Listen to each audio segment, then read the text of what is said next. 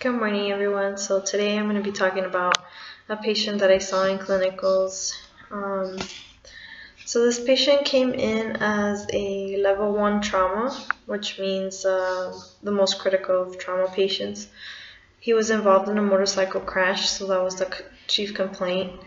So he was a 31-year-old male, unknown past medical history. He presented to the ER for a status post motorcycle accident. He was rear-ended by another car going at moderate speed, and he was wearing a partial helmet. There was positive LOC with declining GCS on the scene. Per EMS, the patient's initial vitals were mild tachycardia, normal tensive, saturating 100%. However, due to declining GCS, required back mask ventilation assistance. When he gets to the ER on primary surveys, the patient was intubated for a GCS less than 8 and protection of the airway. There was no signs and symptoms of active bleeding noted. The patient was completely naked and exposed and then covered with warm blankets to prevent hypothermia. Due to the patient's altered mental status, past medical history and review of systems were unable to be obtained. So as far as past medical history, we don't know if this patient has had any surgeries, if he takes any medications, any allergies. Later on, we gathered from his fiance that he's in the military and that he lives at home with his fiance, and he didn't have any medical allergies. As far as family past medical history, his mother is alive and has a history of diabetes and hypertension and CAD. The father is unknown. They are estranged. They don't talk to each other. ROS was unable to be obtained due to altered mental status. On physical exam, the patient was bloody from multiple lacerations, and he had some road rash on his arms. Vital signs were stable. He was blood pressure 127/76, pulse of 97, respiration 16, SpO2 96%. At this time, he was already ventilated.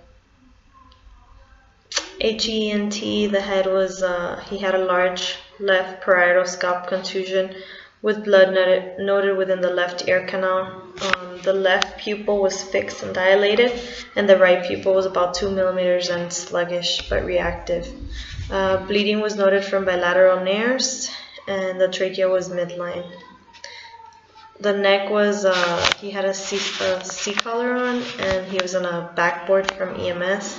But when we turned him and took the board off, there was no step-offs and no tenderness to palpation that we could gather. Respiratory-wise, the patient was intubated and he was being ventilated at this time on the ventilator, but breath sounds were clear to auscultation since the beginning. Cardiac-wise, heart sounds were auscultated with no abnormal or extra sounds heard, no murmurs, scallops, or rubs. He was sinus tachycardia. S1 and S2 were auscultated. Cap refill in all extremities was less than 3 seconds. Pulses were present in all extremities, and there was no significant peripheral edema noted. GI, there was a abrasion to the left flank. It was actually like a laceration. On the FAST exam, everything was negative. The left upper quadrant, right upper quadrant, suprapubic view was without free fluid. The FAST was negative overall. Upon auscultation of the belly, bowel sounds are normal active in all quadrants. Upon palpation, there was no tenderness elicited. GU-wise, he did have a Foley catheter placed in the ER for close intake and output monitoring. There was no gross hematuria noted. Neuro-wise, the patient had a GCS of 7 with eyes 1, verbal 1, and motor 5.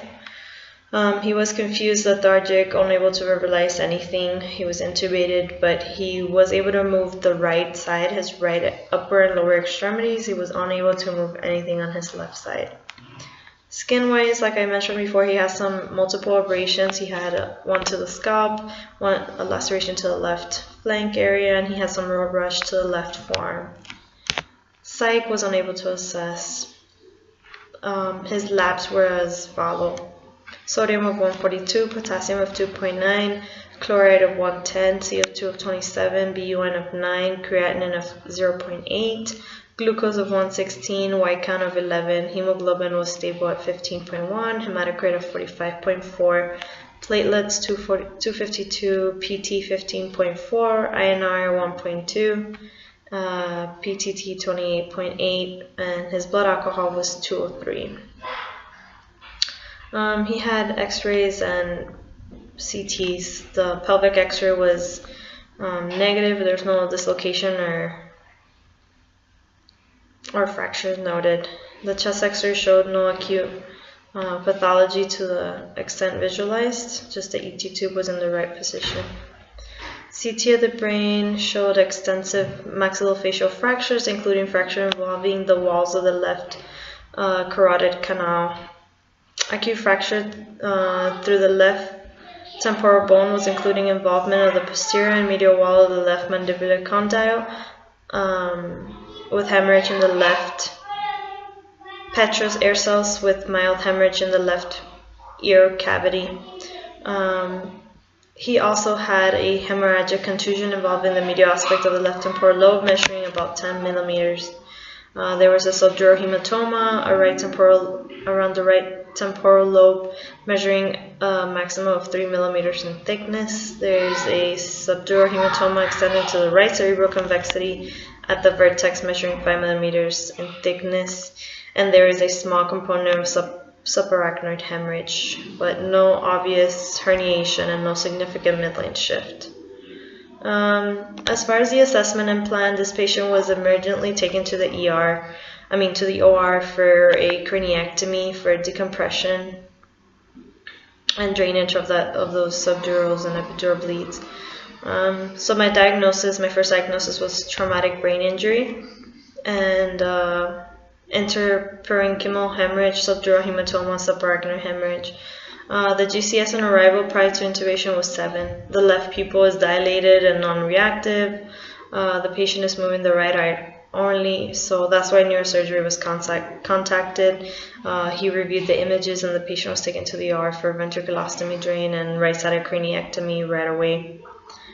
He was placed on Keppra prophylaxis for seizures. According to the Brain Trauma Foundation, they recommend the use of Keppra for 7 days for seizure prophylaxis in traumatic brain injury patients. And this is new as of 2016. There's a loading dose with 20 milligrams per kg and a maintenance of 1 gram BID IV for 7 days.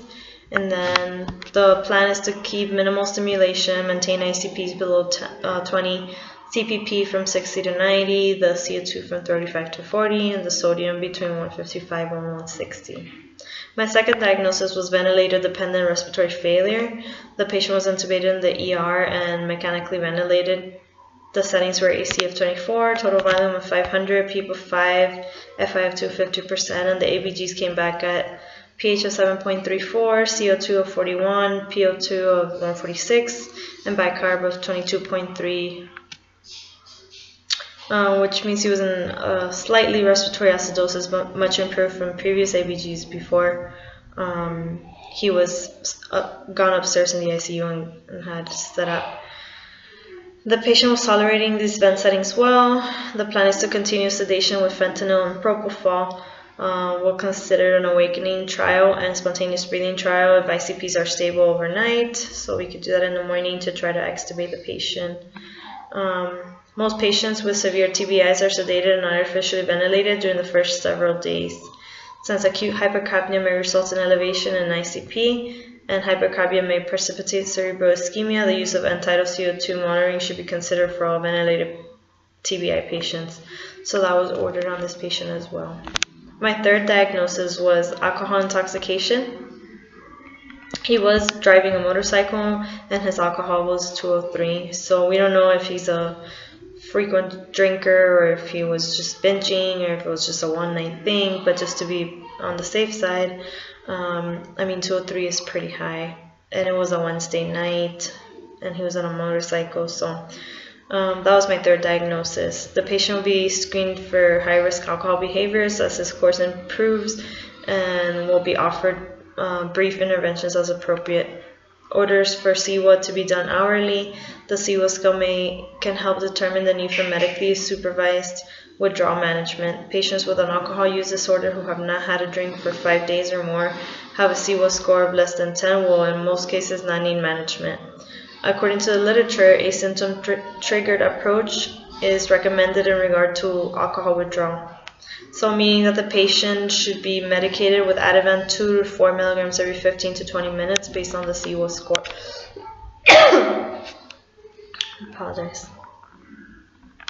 My next diagnosis was just polytrauma. This patient had a lot of other injuries. So these are just orders that I put together.